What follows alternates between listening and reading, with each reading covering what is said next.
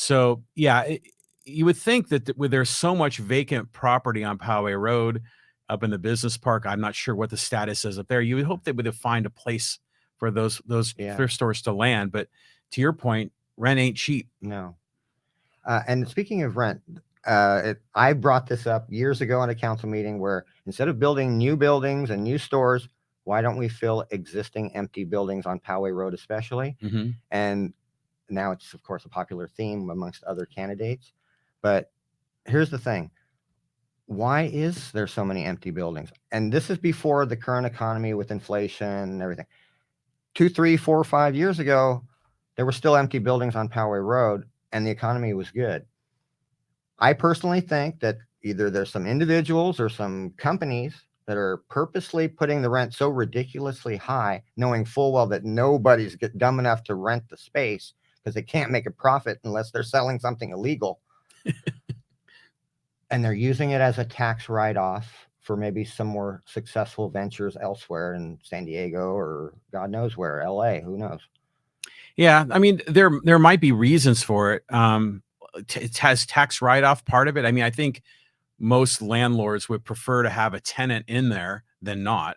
But sometimes they do better with no tenant because if they're making good money on another project, their taxes are a lot lower, saying, "Oh my God, I lose $5,000 a month every month here." Yeah, but then their profit's a lot lower too. So, it's tricky because also if they lower the rent too low, then it's hard to get it back up to where they want it to be.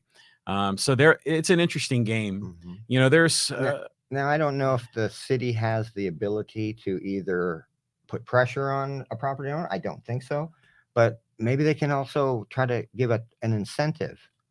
That's something that if it's within the law, I would look into that and talk to the city attorney and say, can we not threaten them, but offer them some type of incentive to fill vacancies? I don't know if that's possible or not. If I'm fortunate enough to be in that hall, in City Hall, I'll ask the city attorney, Alan Fenstermacher, if that's even a possibility. I personally don't know for sure. Yeah, it's tricky too because it is private, like you say, private property, and once the government is in there kind of manipulating businesses, it can get it like they pick winners and losers. But there are things I think they can do. Other candidates have talked about it. Maybe expediting the permitting process. Yeah. Because when they move in, they're going to have to do a remodel. There's probably going to be a permit. So yeah, there might be some things that can be done.